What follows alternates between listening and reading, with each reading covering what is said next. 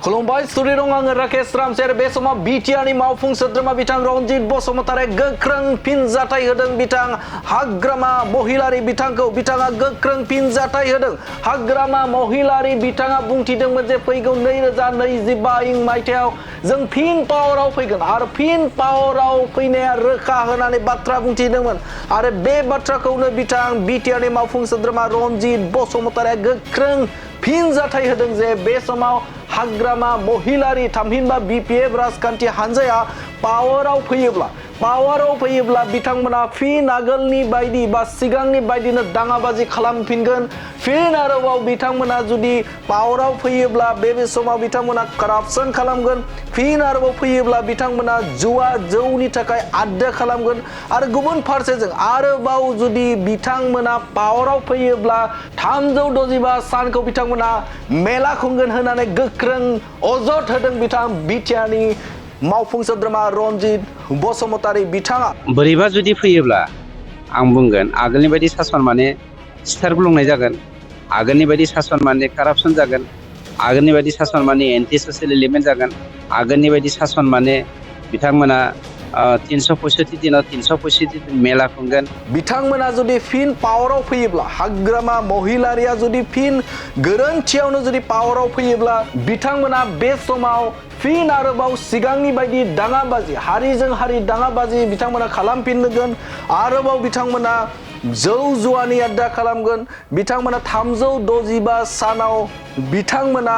फिन आरोबाव मेला खुंगोन बेफोरबायदि गोख्रों बाथ्राजों बे समाव फिन जाथाय होदों थामहिनबा बे समाव अजद खालामदों बिटिआरनि मावफुं सोद्रोमा रनजित बसुमतारी बिथाङा आरो बिथाङा बुंथिबावदों जे बे समाव थांनाय सानखालि जे बिपिएफ राजखान्थिनि जे मेल थामहिनबा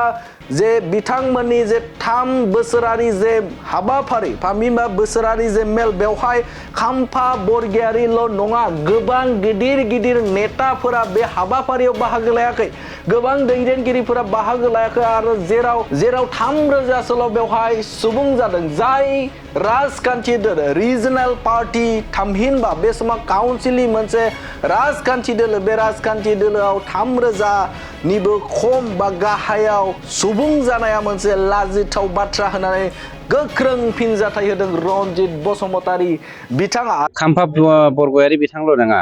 बेंटलाव बिथांमोननि सेन्ट्रेलनि जा प्रग्राम बेवहाय 3,500 मानसि गेदारिं जादों होमब्ला स्टेट बिसोरनि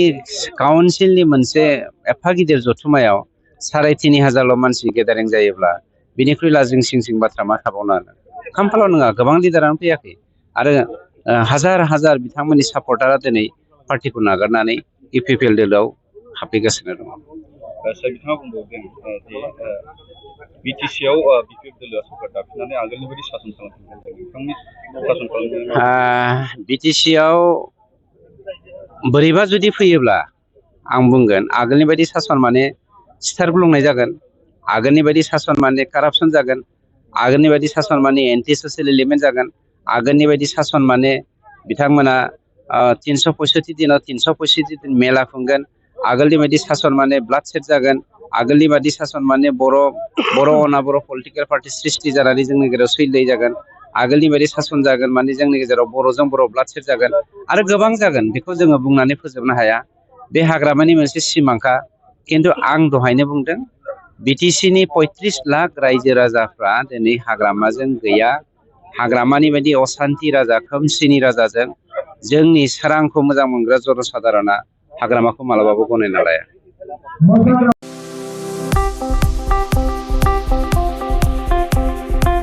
गोजोनथाव खौरां क'क्राझार सहरनि खोदोमथलायाव थानाय physiotherapy clinic and rehabilitation सेन्टारा struck बेरामजों भुगिनांनाय सुबुंफोरनि थाखाय मोनसे गोजोनथाव खौरां लाना फैदों। स्ट्रक बेराम जानाय सुबुंफोरखौ मोजां फाहामथाय होनो हानायनि सुबिदा होगासिनो दं क'क्राझार सहरनि खोदोमथलायाव थानाय फिजिअथेरापि क्लिनिक एन्ड रिहाबिलिटेसन सेन्टारा।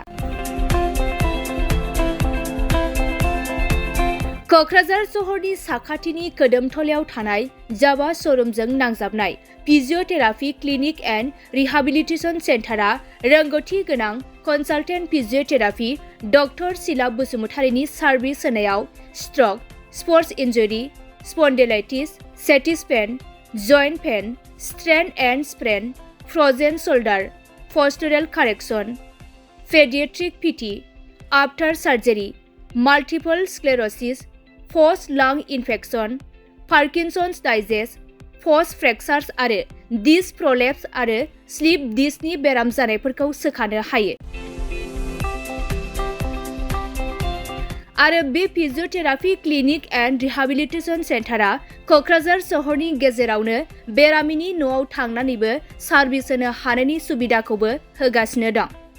जुदि नोंथाङाबो स्ट्रक बेरामजों भुगिनांना दंब्ला थाबैनो क'क्राझार सहरनि कोदोमथलायाव थानाय फिजियोथेरापि क्लिनिक एन्ड रिहाबिलिटेसन सेन्टाराव थांनानै फाहामथायखौ लानो हागोन।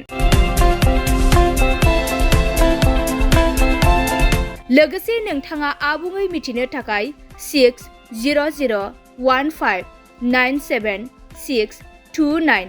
एबा 9101439836 जामबुं नम्बराव कल खालामना थोंजों खौरां लानो हागोन।